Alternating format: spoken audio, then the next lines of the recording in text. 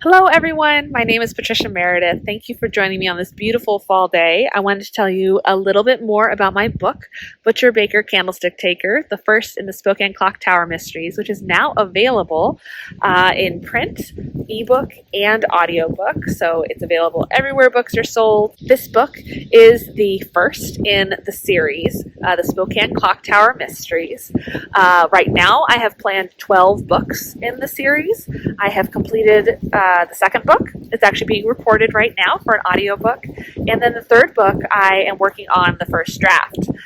So that's coming together nicely, and I'm doing lots of research to get that one done.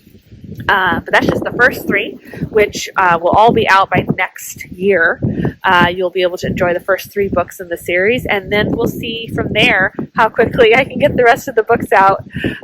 But my goal is to do 12 books, and that's because, it's the Spokane Clock Tower Mysteries. And the Spokane Clock Tower was part of the Great Northern Railroad Depot, which only the clock tower remains, and it is one of the most iconic locations in Spokane. But they started building it in April of 1901. Technically, they broke ground in May of 1901, but there's lots of planning that went into it beforehand. So this book takes place in April. The sequel book, the second book, will take place in May, and then the third book will take place in June. So if you can see the pattern going on here, my plan is it took about a year for them to build the clock tower. It was dedicated in May of 1902. So my plan is to have each book set in a different month of the building of the clock tower. And that has made it really fun coming up with mysteries for each one of those months.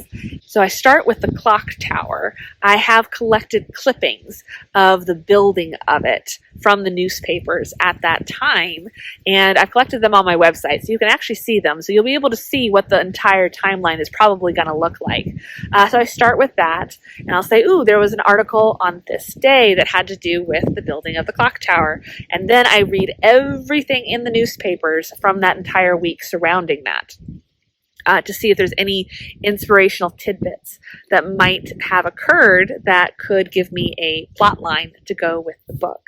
And that has made it really interesting. I'm very excited about the sequel coming, because one of the things I discovered was President McKinley was supposed to come out to Spokane and stay with the Campbells, whose house you can still visit even today. And he had to cancel his trip because his wife got sick. But there was lots of things planned for his coming, and that was supposed to be end of May. And so it worked out that I was able to set up a whole plot line surrounding that and the Campbells and everything going on in Spokane at that time in the sequel. And then the third book will actually take us to it was known as the Medical Lake Asylum in the newspapers at the time, but you might know it better as the Eastern Washington Hospital. Though at that time it was the Eastern Washington Hospital for the Insane. So naturally, we have to have a murder mystery taking place there, and that has been really fun researching that one. That's the third one that I'm working on right now. We were able to find an actual bylaws handbook from the hospital, written in 1898, I believe it is. It's right around the time period, so I was like, oh my goodness, this is perfect. This will help me narrow down exactly what I want to happen in the hospital. So it's a little bit of Spokane and its environs. There's going to be a little bit of everything. And Spokane has just so much history to delve into. I'm so excited to share it all with you and to spread the news that Spokane is an incredible city to live in. So we're very blessed to live here. And I'm excited to share with you more about the Spokane Clock Tower Mysteries.